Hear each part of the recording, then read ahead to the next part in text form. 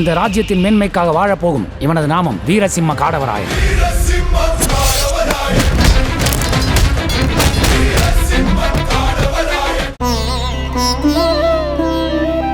தினம்தோறும் விளக்கேற்ற நல்ல எண்ணெய் இதயம் நல்லெண்ணெய். முதல்ல அனைவருக்கும் எனது வாழ்த்துக்களை தெரிவித்துக் கொள்கிறோம். நாங்கள் தமிழக மக்களுக்கான தேர்தல் அறிக்கை தயாரிப்பதற்காக ஒரு விரிவான திட்டத்தை நாங்கள் ஏற்படுத்தி இருக்கிறோம். இதில் மக்களின் பங்களிப்பு முழுமையாக இருக்கும். பாரதிய ஜனதா கட்சி மக்களுக்கானது. மத்திய அரசின் திட்டங்களை எப்படி மக்களுக்கு இன்னும் அவர்களுக்கு உபயோகமாக இருக்கும் அளவிற்கு எடுத்து செல்வது என்பதை ஒரு விரிவான திட்டமிட்டிருக்கிறோம். அதற்கான ஆரம்ப விழா நடக்கும். அப்போ உங்களெல்லாம் கூப்பிட்டு எப்படி நாங்கள் இதை கொண்டு செல்ல போகிறோம் என்பதை நாங்கள் சொல்கிறோம். இதில் மக்களுக்கு எப்படி இதை செயலாற்ற முடியும் என்பதை நாங்கள் தெளிவாக சொல்லுகின்ற ஒரு அறிக்கையாக இருக்கும். எல்லா துறையை சார்ந்தவர்களையும் சந்திக்க இருக்கிறோம். எல்லா பகுதி மக்களையும் சந்திக்க இருக்கிறோம். அவர்களுக்கு என்னென்ன தோன்றுகிறதோ அதை அவர்களிடமிருந்து பெற்று அவர்களுக்கான தேர்தல் அறிக்கை தயாரிப்பதாக இருக்கிறோம். அதனால் ஒரு மிகச்சிறந்த மக்களுக்கான எல்லா பிரிவினரும் வளர்ச்சி அடையக்கூடிய பலன் அடையக்கூடிய ஒரு தேர்தல் அறிக்கையாக இருக்கும். இந்த தேர்தல் அறிக்கை ஆட்சிக்கு வந்த பின்பு எந்த அளவிற்கு மக்களின் வளர்ச்சியில் பங்கு பெறும் என்பதையும் நீங்கள்லாம் பார்க்க தான் போகிறீங்க. அதனால் இது ஒரு மிக மிக சிறந்த அறிக்கையாக இருக்கும். நீங்கள் இதுவரைக்கும் எந்த அரசியல் கட்சியும் கொடுக்காத ஒரு தேர்தல் அறிக்கையாக இருக்கும் என்பதை நீங்கள் பார்க்க போகிறீர்கள். நீங்களே எங்களை பாராட்டும் அளவிற்கு இந்த தேர்தல் அறிக்கை இருக்கும். இதை ஏன் நாங்கள் சொல்கிறோன்னா, நிச்சயமாக நாங்கள் மிக மிக மிக நம்பிக்கையோடு 2026 தேசிய ஜனநாயக கூட்டணி தான் வெற்றி பெறும் என்பதை நேற்றைய தினம் மரியாதைக்குரிய பாரத பிரதமர் சொல்லிவிட்டு சென்றிருக்கிறார்கள். அதனால் நாங்கள் வெற்றி அடையக்கூடிய ஒரு கூட்டணிக்கு சிபாரிசு செய்கின்ற நடைமுறைப்படுத்துகின்ற தேர்தல் அறிக்கையாக இது இருக்கும். இன்னொன்று, இன்று காலை மரியாதைக்குரிய முதலமைச்சர் அவர்கள் நேற்றே அவரோட ட்வீட் டபுள் என்ஜின் கவர்மெண்ட் அப்படின்னு சொல்கிறீங்க, டப்பா என்ஜின் கவர்மெண்ட்டை வச்சு என்ன செய்வீங்க அப்படின்னு. டபுள் என்ஜின் கவர்மெண்ட் மட்டும் இல்லை, ட்ரிபிள் என்ஜின் கவர்மெண்ட்டாக பல மாநிலங்களில் அதிகாரப்பூர்வமாக ஆட்சிக்கு வந்த பின்பும், மாநிலத்தில் ஆட்சிக்கு வந்த பின்பு மாநகராட்சியிலையும் தேசிய ஜனநாயக கூட்டணிக்கு வெற்றியை தந்து ட்ரிபிள் என்ஜின் கவர்மெண்ட்டாக பாரதிய ஜனதா கட்சி எந்த கட்சியோடு கூட்டணி வைக்கிறதோ அந்த கட்சிகளோடு இணைந்து ட்ரிபிள் இன்ஜின் கவர்மெண்ட்டாக நாங்கள் போய்கொண்டிருக்கிறோம். நாங்கள் நீங்கள் ட்ரபிள் இன்ஜின் கவர்மெண்ட்டாக போய்கொண்டிருக்கிறீர்கள் என்பதை தான் நான் இங்கே தெரிவித்துக் கொள்கிறேன். திராவிட முன்னேற்ற கழக திராவிட மாடல் ஆட்சி என்று சொல்வதை விட ட்ரபிள் இன்ஜின் மாடல், நாங்கள் டபுள் இன்ஜின் மாடல், நீங்கள் ட்ரபிள் இன்ஜின் மாடல் என்று சொன்னால் சரியாக இருக்கும். ஏன்னா சட்டம் ஒழுங்கை பாதுகாப்பதில் ட்ரபிள், மக்களுக்கான திட்டங்களை முழுமையாக கொண்டு வருவதில் ட்ரபிள், அதே மாதிரி மக்கள் போராட்டங்கள். இன்றைக்கி அங்கன்வாடி ஊழியர்களுக்கு இவ்வளவு செய்வேன்னு சொல்கிறாங்க. ஆனால் அங்கன்வாடி ஊழியர்களை எப்படி பெரட்டி ரோட்டில் எடுத்தீங்கன்னு மக்களுக்கு தெரியும். செவிலியர்கள் இன்னும் போராடி கொண்டிருக்கிறார்கள், மருத்துவர்கள் இன்னும் போராடி கொண்டிருக்கிறார்கள், துப்புரவு தொழிலாளர்கள் இன்னும் போராடி கொண்டிருக்கிறார்கள். ஆக எல்லாருமே, சத்துணவு பணியாளர்கள் போராடி கொண்டிருக்கிறார்கள். அரசாங்க ஊழியர்களுக்கு நீங்கள் 20 வருஷமாக காத்திருந்ததை கொடுத்தோன்றாங்க. எதை கொடுத்தோன்னு அரசாங்க ஊழியர்களுக்கே ஒரு முழுமையான ஒரு தன்மை இல்லை. அவர்கள் தொழிற்சங்கத்தை விட ஒரு சில பேர் அதை ஒத்துக்கொள்கிறார்கள், ஒரு சில பேர் ஒத்துக்கொள்ளவில்லை. இது முழுமையான பழைய ஓய்வூதிய திட்டமே இல்லை. அது பழைய ஓய்வூதிய திட்டத்தில் புகுத்தப்பட்ட ஒரு புதிய ஓய்வூதிய திட்டமாகத்தான் இருக்கிறது. அது மட்டும் இல்லை, தொடர்ந்து மத்திய அரசு புறக்கணிக்கிறது. நாங்கள் போராடித்தான் இதை பெற்றுக்கொள்கிறோம் என்று மறுபடியும் முதலமைச்சர் சொல்லி கொண்டிருக்கிறார். ஆனால் நேற்றைய தினம் மரியாதைக்குரிய பாரத பிரதமர் மிக தெளிவாக சொன்னார். 11 to 14 லட்சம் கோடி நாங்கள் அடிப்படை கட்டமைப்பிற்கு கொடுத்திருக்கிறோம். திட்டங்களுக்கு 3 லட்சம் கோடி கொடுக்கப்பட்டிருக்கிறது. அது மட்டும் இல்லை, நேற்று கிராம சடக் யோஜனா என்று கிராமத்திற்கான சாலைகள் போடுவதை முதலமைச்சர் சொல்கிறார். இது 60+40 மத்திய அரசின் உதவியோடு தான் இது செய்யப்படுகிறது. இந்த போன ஆண்டு மட்டுமே அவர் ஆட்சிக்கு வந்த பின்பு 1800 கோடி ரூபாய் அதற்காக மத்திய அரசு கொடுத்திருக்கிறது. அதே மாதிரி நேஷனல் ஹெல்த் மிஷன் தான் இன்னைக்கு வீடு தோறும் மருத்துவர் திட்டம்னு கொடுக்குறாங்க இல்லையா. அது நேஷனல் ஹெல்த் மிஷனில் 4000 கோடி ஒதுக்கப்பட்டு இருக்கிறது இந்த மாநிலத்திற்கு. இந்த மாநிலத்தோட சுகாதார கட்டமைப்பை எப்படியெல்லாம் மேம்படுத்த முடியும் என்பதன் ஒரு பகுதி தான் அது. மத்திய அரசின் எல்லா திட்டங்களுக்குமான உதவியை பெற்றுவிட்டு மத்திய அரசின் உதவியே இல்லாமல் நாங்கள் போய்கொண்டு இருக்கிறோம், போராடி கொண்டு இருக்கிறோம், உழைத்து கொண்டு. நான் முதலமைச்சர்கிட்ட கேட்குறேன், முதலமைச்சரே உங்களுக்கு ஓட்டு போட்டு மக்கள் தேர்ந்தெடுத்திருக்கிறார்கள், உழைக்கத்தானே சொல்லியிருக்காங்க. நீங்கள் பிழைத்து கொண்டு இருக்கிறீர்கள், அது வேற விஷயம். லஞ்சம் வாங்கி பிழைத்து கொண்டு இருக்கிறீர்கள். 11 அமைச்சர்கள் மீது ஊழல் குற்றச்சாட்டு இருக்கிற. உழைக்கிறேன்னா எதிர்கட்சிகளே உழைக்கும் போது ஆளும் கட்சி உழைச்சி தானே ஆகணும். பின்பு எதற்கு மக்கள் வாக்களிக்கிறார்கள்? இன்னொன்று சொல்கிறாரு, தொண்டர்கள்லாம் ஓடி ஓடி உழைக்கணுமா, மிச்சத்தை நாங்கள் பார்த்துக்குறோம் அப்படின்னு. அப்போ மிச்சத்தை நீங்கள் பார்த்துக்கிறேன்றதுனால தான் திமுக கழக தொண்டர்களோடு ஆதங்கம் என்று. சமூக நீதிக்கு நாங்கள் தான் பாதுகாவலர்னு சொல்கிறீங்க. இன்னைக்கு வரைக்கும் வேங்கை வயலுக்கு ஒரு தீர்வு கிடைக்கல. சட்டம் ஒழுங்கு நல்லா இருக்குன்றீங்க. செல்வ பெருந்தகை கேட்க மாட்டார், நான் கேட்குறேங்க. திருநெல்வேலி மாவட்ட தலைவர் கொலையுண்டு 3 வருஷம் ஆச்சு, ஏன் கண்டுபிடிக்கல? ஆக என்ன சட்டம் ஒழுங்கு இருக்கு? இன்னைக்கு முதலமைச்சர் பேசுகிறத பார்த்தா இன்னொன்று எனக்கு ரொம்ப வருத்தமானது என்னன்னா, பெண்களுக்கு உதவித்தொகை அவங்க விடியல் கையெழுத்தே இலவச பயணம் தான். அவங்களுக்கு விடியல் பயணம், அதுக்கு தான் நான் முதல்ல கையெழுத்து போட்டேன்னு. விடியல் பயணம் கையெழுத்து போட்டிங்கன்னா பெண்களின் வாழ்க்கை விடியலையே. இன்னைக்கு 28,000 ரூபாய் அவர்கள் அதனால் சேமித்திருக்கிறார்கள்ன்றாங்க. ஒரு குடும்பம் டாஸ்மாக்கு செலவழிக்கிறது 30,000 ரூபாங்க. தனியார் நிறுவனம் ஒரு கணக்கீடை செய்திருக்கிறார், 25,000 30,000 ரூபாய் டாஸ்மாகிற்கு ஒரு குடும்பத்திலிருந்து போகிறது அப்படின்னு. அதே மாதிரி 24,000 ரூபாய் நாங்கள் உதவித்தொகை கொடுத்ததுனால 2 வருஷமாக தான் கொடுக்குறீங்க, அவங்களுக்கு அதனால் பலன் பெற்று இருக்கிறார்கள் என்று சொல்கிறார்கள். ஆனால் இன்னைக்கு டாஸ்மாகோட வருமானம் 49,000 கோடியை தாண்டி போய்கொண்டிருக்குது. எங்கேருந்து வருது? கொடுக்குறீங்க, அக்காட்ட கொடுக்குறீங்க, அண்ணன்ட்டு டாஸ்மாகில் நீங்கள் வாங்கி கொள்கிறீர்கள். ஆக இதற்கான உங்கள் திட்டம் என்ன? வருமானத்தை பெருக்குவதற்கான திட்டம் என்ன? அதே மாதிரி இன்னைக்கு சொல்கிறார், தனிநபர் வருமானத்தை பற்றி பேசுகிறார். தனிநபர் கடன் எவ்வளவு இருக்குது தெரியுமா தமிழ்நாட்டில்? தனிநபர் தலை மீது இருக்கிற கடன் இந்தியாவிலேயே தமிழ்நாட்டில் தான் அதிகம். 9.5 லட்சம் கோடி கடன் வாங்கியிருக்கிறாங்கன்னா இந்த ஒரு 5 ஆண்டுகள் 4.5 ஆண்டுகளுக்குள்ளேயே பன்மடங்காக 5 லட்சமாக இருந்த கடன் 9.5 லட்சமாக மாறி இருக்கிறது. இதன் கடன் சுமை அவ்வளவும் தமிழர்கள் மீது தான் விழுந்திருக்கிறது. ஆக இன்னைக்கு காலையில் அவர்கள் பேசும்போது ஏதோ தமிழ்நாடு முழுவதுமாக பலனடைந்த மாநிலமாக இருந்து கொண்டு இருக்கிறது. இன்னொன்று முதலமைச்சர் சொல்லும்போதே மீண்டும் நாங்கள் வருவோம் அப்படின்னு சொல்லிட்டு மீண்டும் செல்வோம் அப்படின்னு ஒரு வார்த்தை சொன்னார். மீண்டும் வெல்வோம்னு சொல்லார், மீண்டும் செல்வோம்னார். மீண்டும் இங்கே செல்ல தான் போகிறீங்க, மீண்டும் வருவோன்றதை பதிலாக மீண்டும் நாங்கள் வருவோம்னு மீண்டும் செல்வோம், அப்புறம் மீண்டும் வருவோம் அப்படின்னு சொன்னார். அதனால் தமிழகம் மீண்டு வர வேண்டும் என்றால் நீங்கள் மீண்டும் வரக்கூடாது. அதுதான் எங்களோட கொள்கை. மரியாதைக்குரிய நல்ல கூட்டணி அமைந்திருக்கிறது, இன்னும் இந்த கூட்டணி பலம் பெறும்.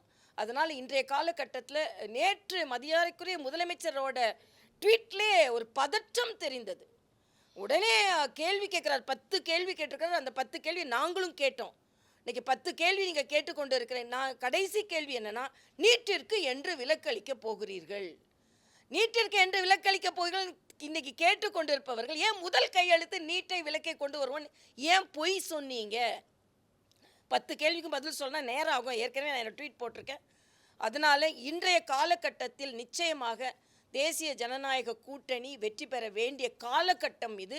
மக்கள் காப்பாற்றப்பட வேண்டும், இயற்கை வளம் காப்பாற்றப்பட வேண்டும். அதே மாதிரி கேட்குறாங்க, இயற்கை பேரிடருக்கு கேட்ட தொகை எங்கே அப்படின்னு. உடனே மத்திய குழு அதற்கான உதவித்தொகை கொடுக்கப்பட்டிருக்கிறது. 4,000 கோடி எங்கே? தமிழ்நாட்டில் சென்னை தத்தளித்து கொண்டு இருக்கிறதே, அந்த 4,000 கோடி என்னாச்சு? இதுதான் மக்கள் மனதில் பல கேள்விகள் எழுகிறது. இன்னைக்கு முதலமைச்சர் 10 கேள்வி கேட்கல, மக்கள்கிட்ட போனீங்கன்னா 100 கேள்வி மக்கள்கிட்ட இருக்குது, 1000 கேள்வி இருக்குது. தமிழகமே கேள்விக்குறியாக இருந்து கொண்டு இருக்கிறது. அதனால் தமிழகம் போராடும் வெல்லும்னு கேப்ஷன் கொடுக்குற. நிச்சயமாக தமிழ்நாடு போராடி கொண்டு தான் இருக்கிறது, எல்லா பிரிவினரும் போராடி கொண்டு இருக்கிறார்கள். அதனால் தமிழகம் காப்பாற்றப்பட வேண்டும், தமிழ்நாட்டு மீட்டெடுக்கப்பட வேண்டும். விடியல் என்று சொல்லிக்கொண்டு விடியா ஆட்சி நடந்து கொண்டிருப்பவர்களுக்கு விடுதலை கிடைக்க வேண்டும், இதுதான் எங்களது நோக்கம்.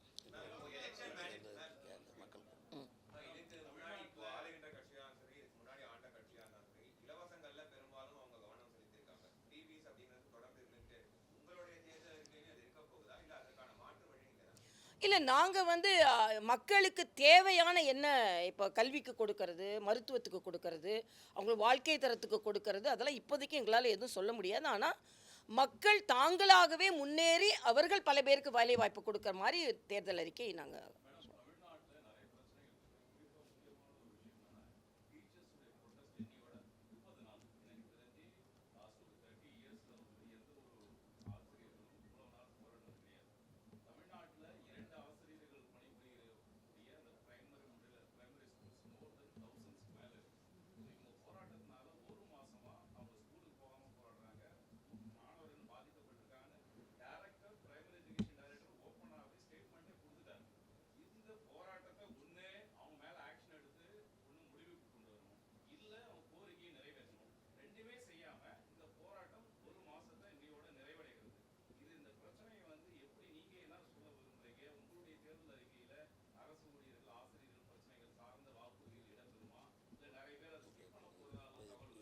இல்லை நாங்கள் எங்களோட தேர்தலுக்கே நான் உங்ககிட்ட நான் சொன்னேன், நாங்கள் வந்து மக்களின் குரலை தான் நாங்கள் கேட்டு தேர்தல் அறிக்கை தயாரிக்க போகிறோம்.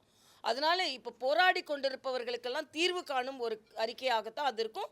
வாக்குறுதி மட்டும் இல்லை, அதற்கான தீர்வை கொண்டு வருவதாக தான் இருக்கும். நீங்கள் இன்னைக்கு அதனால தான் நான் கேட்டேன், தமிழகம் போராடி பெறும்னு சொல்கிறாரு, எல்லாம் போராடி கொண்ட. அது மட்டும் இல்லை, துப்புரவு தொழிலாளர்கள் உயிரை மாய்த்து இருக்கிறார்கள். ஃபிட்ஸ் வந்து ஒரு அம்மா சீரியஸாக அட்மிட் ஆனாங்க, உயிர் கொடுக்கப்பட்டது. அதனால் இந்த போராட்டம் தமிழ்நாட்டில் சொன்ன மாதிரி அமைதிக்களமாக இல்லை. யார் போராடி, இப்போ உதாரணத்துக்கு மருத்துவர்கள், செவிலியர்கள், 20,000 செவிலியர்கள் நிரந்தரம் கேட்டு கரோனா நேரத்தில் பணியமர்த்தப்பட்டவர்கள் இன்று வேண்டி கேட்டுக்கொண்டிருக்கிறார்கள், அவர்கள் இன்னும் கொடுக்கப்படலை.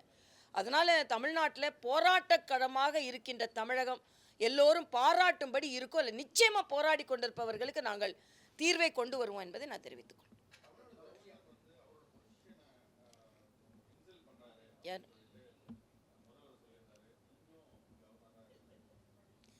இல்லை, இதில் முதல்ல இருந்தே கவர்னரை வந்து ஒரு கான்ஸ்டிடியூஷன்லி ஒரு அத்தாரிட்டி, அவங்க உயர்மான பதவியில் இருப்பவர்கள்.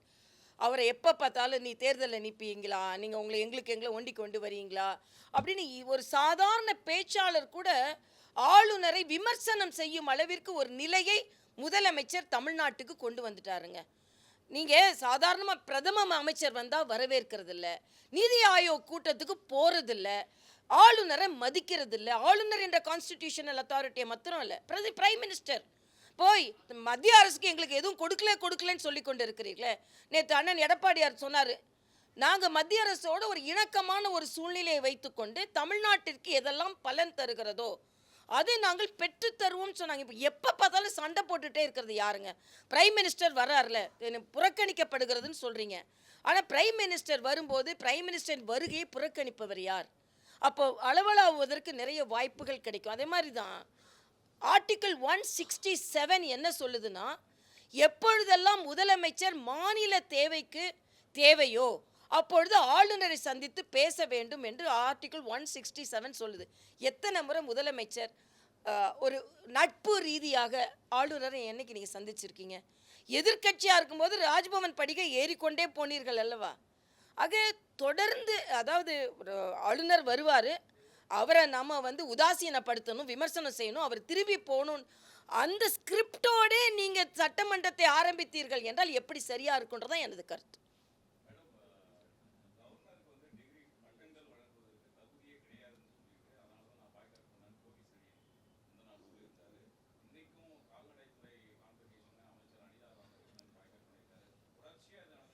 ஏங்க, பட்டம் அளிக்கக்கூடிய தகுதின்னு நீங்கள் அமைச்சர்களை எடுத்தீங்கன்னா அதுக்கப்புறம் அது மிக மோசமான நிலையில் பட்டியலிட வேண்டியிருக்கும். ஏன்னா எவ்வளவு அமைச்சர்கள் பட்டம் பெறும் அளவிற்கு அவங்க குவாலிஃபிகேஷனோடு அவங்க அமைச்சர்களாக இருக்கிறாங்கன்னு பட்டியலிட்டோம்னா மிக மிக மோசமாக போயிடும். அதனால் அவங்க அதுக்குள்ளே போகாமல் இருக்கிறது நல்லதுன்னு நான் நினைக்கிறேன். ஊழல் ஒரு பட்டியல், அதுக்கப்புறம் தகுதி இல்லாதவர்கள் எவ்வளோ பேர் அமைச்சர்களாக இருக்கிறார்கள் என்பது ஒரு பட்டியல், எத்தனை பேர் பாஸ் பண்ணி அமைச்சர்களாக இருக்கிறாங்க, பாஸ் பண்ணி டிகிரி எத்தனை பேர் வாங்கினாங்கன்றது. அதனால் இவங்க தகுதிக்கு ஒன்று உள்ளே போனாங்கன்னா மிக மிக மோசமான ஒரு நிலை. ஒரு சான்சலர் இன்னைக்கு வரைக்கும் கவர்னர் தான். ஆக அவர் கலந்து கொள்ளுகின்ற நிகழ்ச்சியில் நீங்கள் கலந்து கொள்ளவில்லை என்றால் மாணவர்கள் உங்களை தான் தப்பாக நினைப்பாங்களே தவிர கவர்னரை தப்பாக நினைக்க வாய்ப்பில்லை. நீங்கள் உங்களது உரிமையை விட்டு கொடுக்கிறீர்கள், கடமையை நீங்கள் தவிர்க்கிறீர்கள் என்று தான் நான் சொல்ல முடியும்.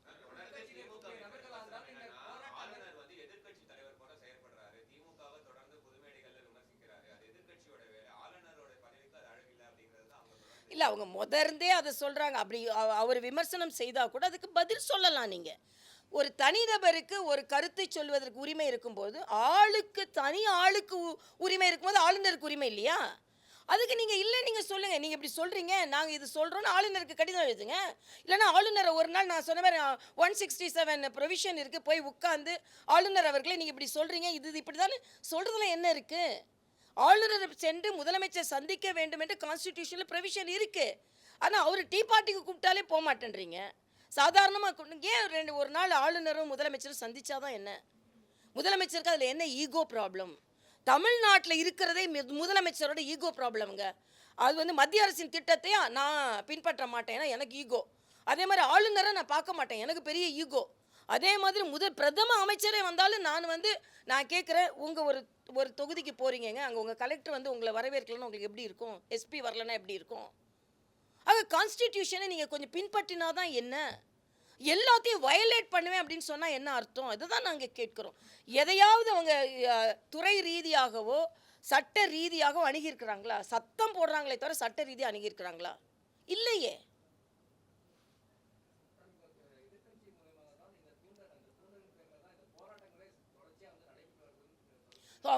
அவங்களோட அனுபவம்னு நான் நினைக்கிறேன். அப்போது இல்லையா? அப்போ ஆளும் கட்சியாக இருக்கும்போது போன வாட்டி எல்லா போராட்டங்களையும் நீங்கள் தூண்டி தான் செஞ்சீங்களே. அப்போ அப்படி தான் செஞ்சுட்டு இருந்திருப்பாங்க போல இருக்கு. பாம்பின் கால் பாம்பரியும்ன மாதிரி ஒருவேளை எல்லாம் அப்படி பண்ணிட்டு இருந்தாங்க போல இருக்கு. இன்னும் மக்களின் உண்மையான உரிமை போராட்டத்தை இப்படி கொச்சைப்படுத்தணுமா நான் கேட்குறேன். கம்யூனிஸ்ட்கள் எங்கெங்க போனாங்க? பெட்டி பாம்பா அடங்கி போயிருக்கிறாங்க. பெட்டி பாம்பா. ஆமாம். அதனால ஏன் நீங்கள் துப்புரவு தொழிலாளர்கள் போராடி கொண்டிருக்க எங்கே போனீங்க? நீங்களாம் தொழிலாளர்களுக்கு என்று சொல்லி கொண்டிருக்க எங்கே போனீங்க? இன்னைக்கு அடிமை கூட்டணினா இண்டி கூட்டணி தாங்க. வேங்கை வயலை பற்றி நான் கேட்க மாட்டேன். திருமாவளவன் உடனே சொல்வார், அவங்கள பற்றி நான் மட்டும்தான் கேட்கணுமா, மற்றவங்க கேட்க மாட்டாங்களா அப்படின்னு. நீங்களே கேட்கலன்னா மற்றவங்க யார் கேட்பா? அது மாதிரி தொழிலாளர்களின் தோழன்னு சொல்லி கொண்டிருக்கவங்க தொழிலாளர்கள் அங்கே சொன்ன மாதிரி ஆசிரியர்கள்லேருந்து செவிலிருந்து போராடி எங்கே போகிறீங்க நீங்களாம்? எல்லாத்துக்கும் மேலே காங்கிரஸுக்குள்ள போராட்டத்தை அவங்களாலே சமாளிக்க முடியல. காங்கிரஸ் எத்தனை துண்டாக இருக்குன்னு தெரியல. இன்னொன்று, மாணிக் தாக்கூர் லீவில் போயிட்டார். அது மாதிரி எல்லோரும் லீவில் போவாங்க. ஏன்னா ராகுல் காந்தி அது ஒரு சொல்லி கொடுத்துருக்கார் பாடம். மிக மிக சிக்கலான சூழ்நிலை இருந்தால் நீ ஃபாரினுக்கு லீவில் போயிடலான்னு. அதை எல்லாரும் இப்போ பின்பற்ற ஆரம்பிச்சிருக்காங்க. ஆக என்ன நடக்குதுங்க அங்கே? அவங்க கூட்டணியும் சரியில்லை, அவங்க ஆட்சியும் சரியில்லை. அப்புறம் எப்படிங்க மக்கள் ஓட்டு போடுவாங்க? ஓட்டு போடுறதுக்காக தான் நீங்கள் பொங்கல் பரிசுலேருந்து எல்லாம், நீங்கள் பொங்கல் பரிசை கூட மக்கள் சரியாக வாங்கலைன்னு ஒரு மாவட்டத்துலேருந்து ரிப்போர்ட் வந்திருக்கு. நீங்கள் கொடுத்தா கூட அதை வாங்க முடியல எங்களால் அப்படின்னு சொல்லி. என்ன நடக்குது ஆட்சி?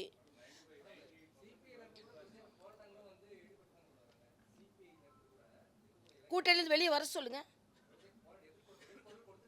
கொடுத்துட்டு இருந்தாங்க. பெட்டி பாம்பா அடங்கி என்னங்க ஒரு குரல் கொடுக்க சொல்லுங்க. துப்புரவு தொழிலாளர்கள் பிரச்சனையை தீர்க்கலன்னா அங்கே கூட்டணியிலிருந்து வெளியே வரும்னு சொல்லுங்க. அதே மாதிரி வேங்கை வயலில் இத்தனை நாள் 3 வருஷம் ஆச்சு. நலமாக தண்ணீர் குடிக்க வேண்டிய பட்டியலின மக்கள் மலமாக தண்ணீர் குடித்திருக்கிறார்கள். வெளியே வர சொல்லுங்க.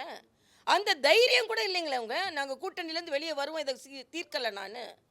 ஆக யாரை பற்றி நீங்கள் பேசி கொண்டு இருக்கிறீர்கள்? அவங்க கூட்டணியில் எதை பற்றியும் கவலைப்பட மாட்டாங்க. சீட்டு தாங்க வேணும், அது மட்டும்தான் வேணும். மற்ற மக்களோட பிரச்சனை எதுவுமே அவங்களுக்கு தேவை கிடையாது.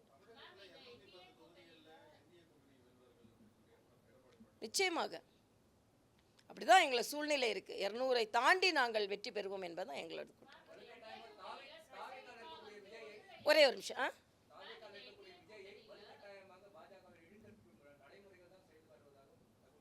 என்ன தகவல்ப்பா? யார்ப்பா கொடுத்தா அந்த தகவலை? டிஎம்கே சர்க்கிள் அதை தான்ப்பா சொல்லுவாங்க. தாவேக்கால போய் கேளுங்க, உங்களை யாரானு இழுக்கிறாங்களான்னு போய் கேட்டுட்டு வாங்க.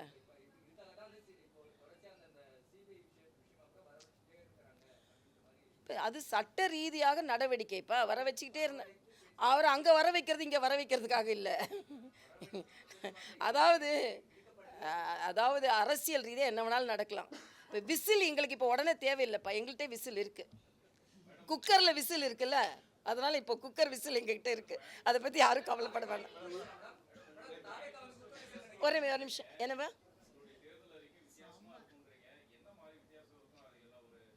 வரட்டும் பார்க்கலாமா இப்போ வரும். நீங்கள் வரட்டும்மா.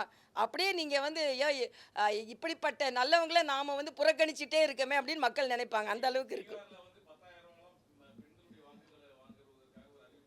இல்லை அது நீங்கள் வாங்கல அறிவிப்பா கொஞ்சம் பொறுமையாக இருங்களேன். அறிவிக்கிற வரைக்கும் பொறுமையாக இருங்களேன்.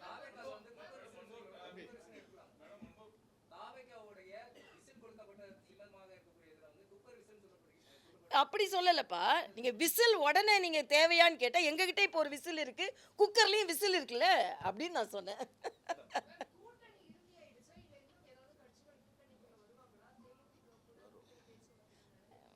எந்த கட்சியோட பேச்சுவார்த்தையும் நான் சொல்ல மாட்டேன். இதற்கு மேலும் பல கட்சிகள் வருவதற்கு வாய்ப்பு இருக்கிறது. இப்போ திருமாவளவன் அவங்க கூட்டணி முழுமையாக இருக்கான்னு நமக்கு தெரியாது. காங்கிரஸில் இப்போ முழுமையாக அவங்க கூட இருக்காங்களா? இந்த கூட்டணி பற்றி அவர் ஏங்க கவலைப்படுறாரு? கவலைப்பட வேணான்னு சொல்லுங்கள். இந்த கூட்டணி முழுமையான கூட்டணி தான். என்னை கேட்டால் இன்றைக்கி முழுமை அடையாத கூட்டணி இந்தி கூட்டணி தான். அவங்க உள்ளே புழுங்கிக்கிட்டே இருக்காங்க. என்னைக்கு வெடிக்கும்னு தெரியாது. அது இல்லை அது வந்து நான் அது கருத்து நான் இது கருத்து சொல்ல மாட்டேன். இதெல்லாம் எங்கள் பேச்சுவார்த்தையில் எங்கள் பெரிய தலைவர்கள் பதிவு கொண்டிருக்காங்க.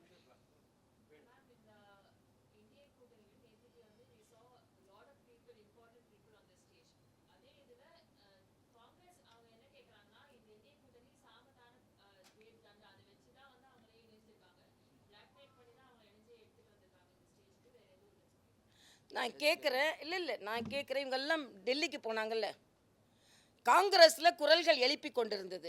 எல்லாரும் டெல்லிக்கு போனாங்க. என்ன பிளாக்மெயில் செஞ்சு நீங்கள் வந்து வாயை புத்திட்டு இருக்கணும் எப்போ சொன்னாங்க? நாங்கள் யாரும் அப்படி சொல்லவே இல்லையே. யார் எந்த கருத்து சொல்லக்கூடாதுனால தான் மாணிக் தாக்கர் கருத்து சொல்ல முடியாதுன்னு லீவில் போயிட்டார். யார் சாம பேத தண்டத்தெல்லாம் தண்டமாக அவங்க தான் இருக்காங்க. பேதத்தை அவங்க தான் பார்த்து கொண்டு இருக்கிறாங்க. அதனால் நாங்கள் வந்து இப்போ இந்த பேதம் என்ன, இந்துக்களுக்கு நாங்கள் வந்து வாழ்த்து சொல்ல மாட்டோம். பேதம் தண்ட ஆட்சி நடக்க கொண்டு கொடுக்குது.